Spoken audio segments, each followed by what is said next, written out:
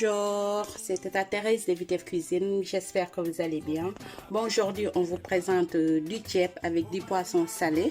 mu nekk ceebu keccax tey dañuy bi tey ba Saloum ñu indi leen tey benn ci seen plat yi mu nekk ceebu keccax bu xonk tey waaw gis ngeen nag suñu ceebu keccax mu ngi nii léegi da ngeen di ñëw ngeen topp ñu si waañ bi ñu won leen nuñ ko toggee nuñ ko préparé ba nuñ ko yàqee.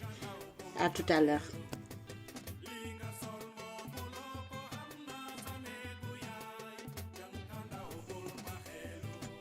Bonjour samay chers abonnés samay am di jàmm samay soppe waa Vitef Cuisine nuy naa leen ko ci nekk turam ak santam comme d'habitude rek foog ñu tàmbali ci nuyu bi waaw tey nag dañuy dem Saloum nag da ngeen indil tey ceebu keccax bu xonk bu bëri bagage bu am jom comme ni ko xale di waxee neex wax ci teg nag waaw ba tax ni tey pour toog suñu ceeb keccax dinañu soxla suñuy keccax. Aujourd'hui on vous présente du ceeb avec du poisson salé séché, c'est de la sardine salée pré-cuit au feu de bois et séché au sol. C'est ça qu'on appelle chez nous au Sénégal, on appelle le ceebu keccax. waaw ba tax ni nag pour togg tey suñu ceebu keccax dinañu soxla le keccax. On aura besoin aussi de la pulpe de tomate, de la tomate concentrée, des haricots blancs, mooy ñebbe bi. On aura besoin aussi des moules. Ici, j'ai un mélange de moules avec des crevettes, facultatif aussi. Boo yorul yoxos mun nga jël moule bi. J'aurai besoin aussi du tufa. J'aurai besoin du poisson chat fumé. Dinaa ci soxla aussi du poisson salé séché muy le géej yor naa fi ñaari géej kon bi ak géej beurre. J'aurai besoin aussi des épices. Ici j'ai du basilic, du poivre, du paprika, du sel. Dinaa ci def tamit tuuti nettatu sumbura pour sama nokkos bi. J'aurai besoin aussi des légumes. Des légumes c'est au choix ku nekk légume bu la neex moom ngay def. Ici j'ai à côté du piment fort, du poivron pour faire mon assaisonnement. Dinaa ci def tamit oignon blanc, dinaa ci def de l'oignon et sans plus tarder on va commencer. waa léegi damay ñëw ma daal di rôtir sama keccax. Je l'ai rincé avec un peu d'eau chaude pour diminuer l'aspect salé. dama ko rax yelandi tuuti ak ndox bu tàng comme ça mu wàññil ma tuuti xorom bi.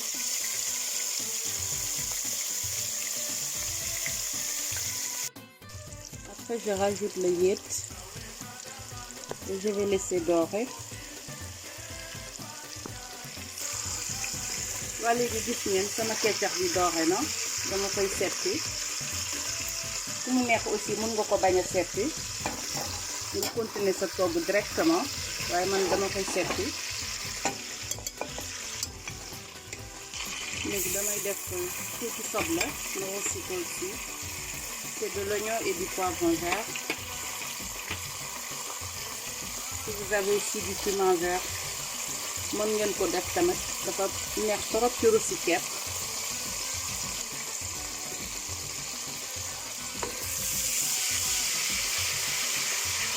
léegi dama koy bàyyi tuuti mu doore aussi. Voilà léegi kii bi doore na. Maintenant je vais rajouter la tomate concentrée.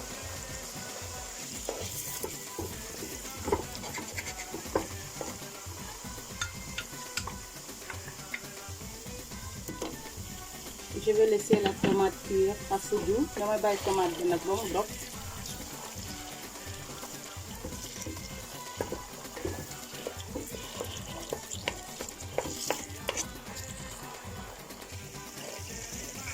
waa léegi gis ngeen tomate bi dog na damay ñëw rek man ma ñulu ak ndox bu tàng comme ça mu gën a gaaw. waa léegi gis ngeen ñulug naa damay ñëw def sama légume. ba tey defaguma tomate concentré nu mu tudd autant pour moi excusez-moi tomate doom bi defaguma ko damay ñëw rek après dama ko ci tëmbal noonu. Maintenant je rajoute la pulpe de tomate. mënoon naa ko ci def comme ça ma dooreel ko maa ngi ne dooreel sax maa ngi jégalu comme ça ma kii ko tomate concentré bi mais tey dama koy def autrement. léegi damay ñëw daal di def je mets l'haricot man ceeb keccax dama ci bëgg ñebe bu doy. Ensuite ma def ci sama crevette ak mouli. léegi ma def ci le thon fumé, le poisson chat fumé. Je mets aussi mes morceaux de géej ñu géej combe géej beurre bi. Jusqu'à présent j'ai pas mis de sel parce que boy togg ceebu keccax faut faire très attention par rapport au sel. Non seulement le poisson il est déjà salé, donc boy def xorom ak yenn arômes yi ngeen ci bëgg da ngeen di def très attention. Ensuite damay ñëw ma yokk fi tuufa bi.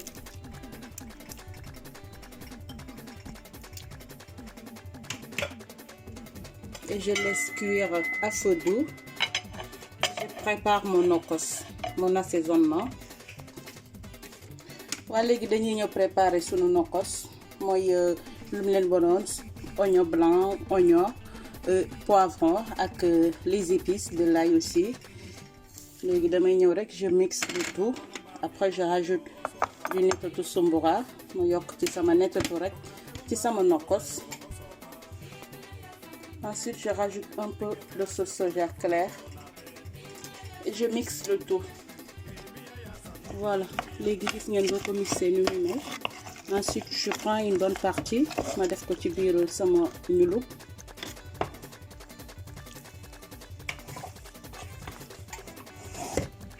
Voilà. Là je vais rajouter du bissap blanc.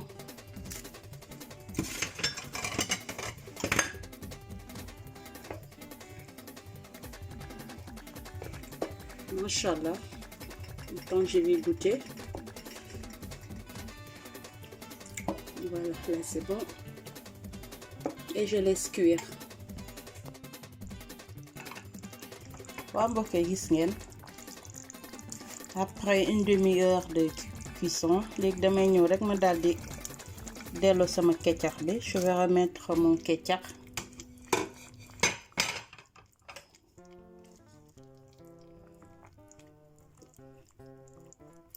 léegi damay bàyyi ketchup bi tamit mu ñor.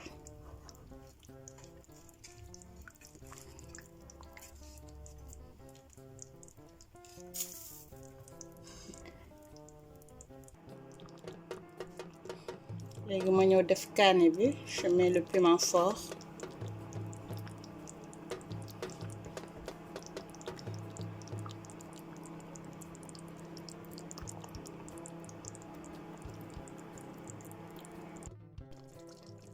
waa mbokk yi gis ngeen léegi sunu légumes yi ñor na. Les légumes sont cuits, on va les enlever maintenant. On enlève les légumes et le poisson chat mooy sunu confumé bu ñu tëmbal.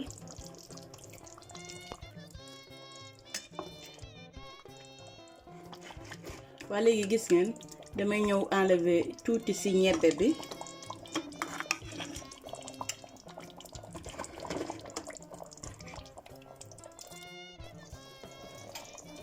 Ensuite, je vais mettre mon riz, mais avant de mettre le riz, je mets un peu de nokos.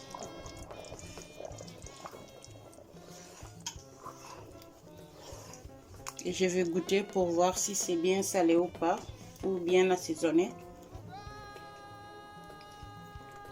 Voilà, là il me manque un peu de sel. Je vais juste rajouter un peu de sel. Après, je mets le riz. Après, je mets un peu d'arôme magie. Et je rajoute le riz.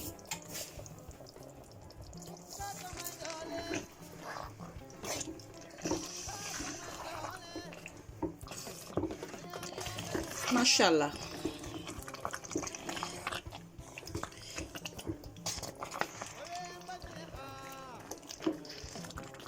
Maintenant, je vais laisser cuire le riz à feu doux.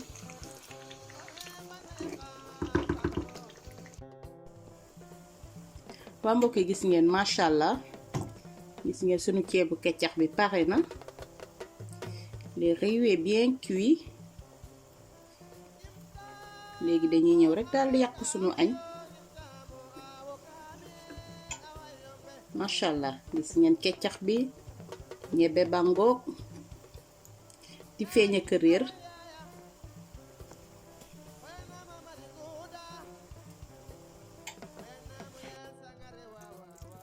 waa mbokk yi gis ngeen macha allah suñu ceeb keccax bangoog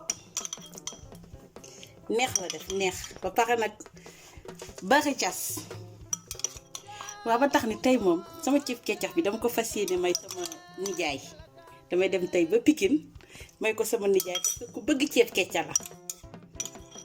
tonton Valou Songo yow laa tibbal tey ci sama ceeb keccax bi di ko may tamit sama petite sœur Arlène may ko sama rakk sama filleul Tata Pidi macha allah di ko may nag sama doom Marie Juliana da Costa aussi.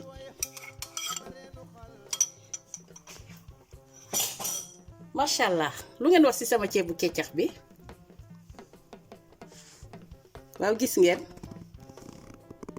di ko may tamit sama rakk Dama Chéri Kambe may naa leen ci sama ceebu keccax bi. di leen ko may yéen sama chers abonnés et di leen wax tamit si la vidéo vous a plu n'oubliez pas de vous abonner, de liker pour ne rater aucune de nos notifications surtout. di commenter tamit ci vidéo yi di leen wax aussi Vitef Cuisine vous prépare du lourd. ñu ngi leen di waajal ay kii yi nga xamante ne après dinañ leen ko defaral ci bande annonce Facebook bi li nga xamante ne mooy fu ñu bëgg a fël nag.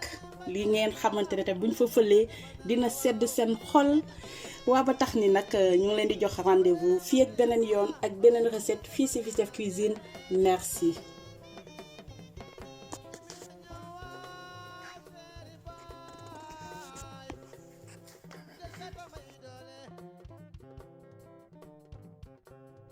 Jema